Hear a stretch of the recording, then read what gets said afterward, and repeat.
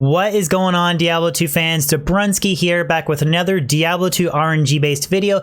Today we're going to be ebugging 20 ethereal armor plates that I've collected over the course of my Holy Grail.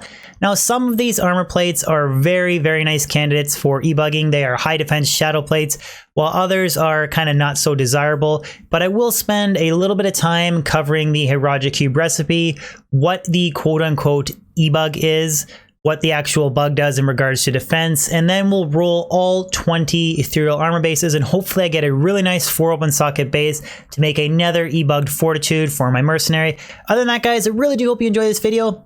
Let's jump in.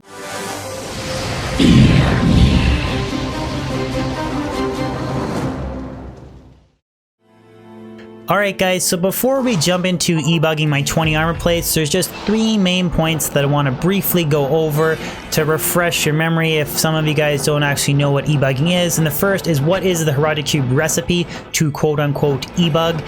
It is the same recipe that's used to add sockets to any body armor. So you need a Tal rune, a Thul rune, and a perfect topaz, as well as an armor base. Now you can use a non-eth or an eth armor base, but for ebugging you have to use an ethereal base. Now the armor base itself, it cannot be superior or cracked or already have sockets in it.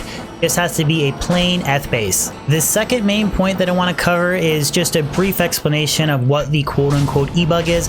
Now I do have a previously made video on my YouTube channel. The link for it is in the description below, where I go into great detail explaining the actual ebug. But essentially, you're adding an additional 50% enhanced defense bonus to the eth base that already has it. So if you take a regular Archon plate, it's going to have X amount of defense, and the ethereal version will have an extra 50% defense on top of it. And then when you ebug or add sockets to a plain eth base, it adds another additional 50% defense bonus. So that's kind of why a plain eth armor base socketed in the cube is better than a superior eth armor base, because you get that additional 50% enhanced defense bonus. So the final point that I want to cover is a frequently asked question that I get all the time during my Diablo 2 live streams and my Diablo 2 YouTube videos. And that is, what is the ideal base to make the runeward Fortitude in? Now this is a very difficult question to answer because it depends on a lot of different factors, like the character that your merc is supporting. Are you worried about the faster run walk penalty? Do you care about the strength requirement? That kind of thing. So basically my ultimate answer is going to be no, it really does not matter. An ebugged Dust Shroud will have a high defense, not as high as a Sacred Armor, but still it doesn't really matter unless you really want to min and max your character. So a couple things that I will cover if you're really that type of person likes to min and max. Using a lower strength requirement armor like a Dust Shroud or an Archon plate gives you a little bit more versatility with freedom of gear choice, because you don't need the massive strength requirement that something like a Sacred Armor would. So an F Sacred Armor, it has all kinds of defense, but it has a very high strength requirement, which limits you to using basically G-Face or Andariel's Visage. Those are the only 2 helmets that will help you reach that very high strength requirement, regardless of the mercenary level. So another thing that you can take into consideration as well, now I don't really think this is a big deal at all, but there is a faster run walk penalty associated with specific armors. So a Dust Shroud has a lower, faster run walk penalty compared to, again, a heavy body armor like a Sacred Armor. So if your mercenary is supporting a sorceress where you can teleport and reposition, or your character is using Enigma, I don't think it really matters, but some people do really like to min and max that, and they use a lower strength requirement base. Again, that's ultimately up to you. I personally don't think it really matters. If you get a 4 open socket athlete armor and you don't have trouble getting the strength requirement to equip it on your mercenary, just go ahead and ebug it. If you get your 4 open sockets, make your fortitude. At the end of the day, it really doesn't make a difference. So now for the exciting part of the video, guys, we get to roll some RNG and ebug these assorted armor plates that I have. Now I do have a variety of options. So I have heavier armor plates like Shadow Plate, Kraken Shell, lacquer plate, followed by some lighter, lower strength requirement options as well. So I do have 20 total here. Now the end game goal is to try and get a couple 3 open socket bases. I want to make an ebugged Duress for a mercenary for Ubers, as well as different or more treachery options is really nice, but I do want to get 4 open sockets to make another Fortitude and eventually a Chains of Honor mercenary. Now I know what you're thinking, why do you want to make an ebugged Chains of Honor body armor for a merc? I kind of have this, I just want to try out a player's one mercenary that's using Infinity, Dream Helmet, and then Chains of Honor for the Life Leech. So just something different for variety. But anyways, guys, let's dive into ebugging these videos. Finger crossed that we get a lot of 4 open sockets and 3 open socket armor plates.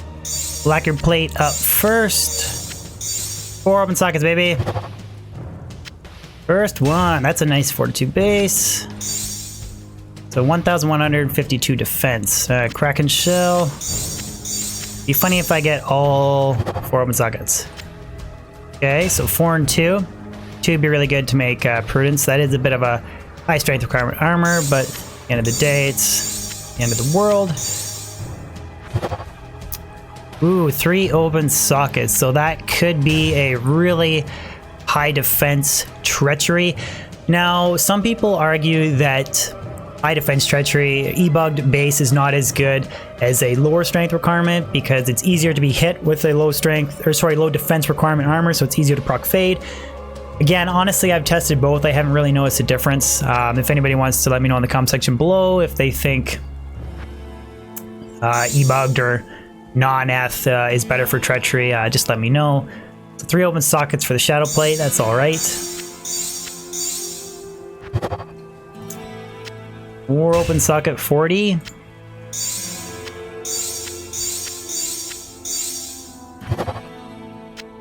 That's kind of funny. So 2 open socket Kraken shell, 2 open socket Kraken shell.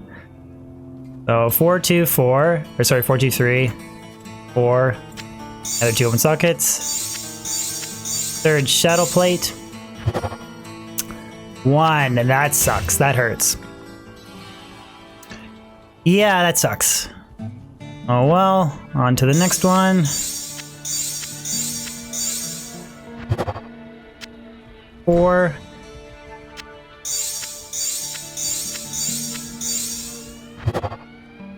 Another 2.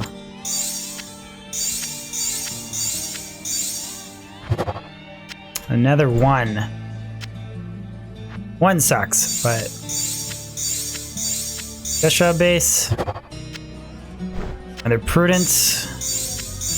You can only make so many Prudence or like smoke, so I'll probably 4, so I'll probably start chucking some of those 2 open socket ones. 1. Okay, that's like, we're like following like a trend here. It's 1 open socket, 1 open socket, 1 open socket. Swear to God, guys, this is not planned.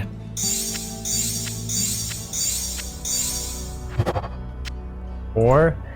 I was expecting to get a lot of 4s because it really is a 50-50 shot. But it'd be nice to get 1 more or 2 more 3 open socket. Another 2.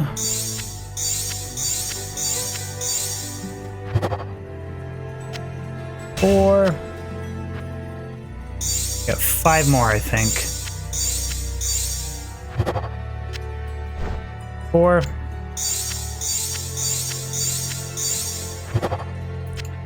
Another 1. Rip.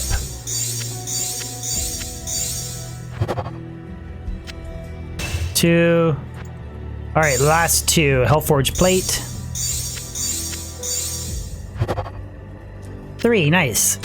Honestly, I'm pretty happy with that. Getting 2 3 open sockets, like 1 treachery, 1 duress.